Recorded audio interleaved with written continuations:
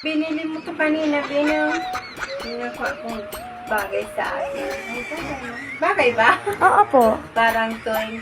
Para kasi kapatid na babae. Ako na lang. Ako lang dito, nag-iisang babae. Tingnan mo, Dari, oh. Yung binili ni Marcel. Parang toys. Isuot ko lang. Mami, Ano? siguro pag dumating ang time na maghiwalay tayo, ang saya mo. Kasi walang araw na hindi tayo nag-aaway. Yan ka na naman eh. Pinapangunahan mo na naman ako.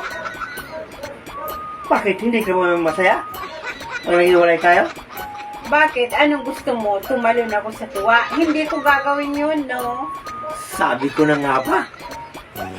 Hindi mo ako matitis? Bakit? Anong gagawin mo? Eh di mag-celebrate. I-invite ko pa pati mga babae.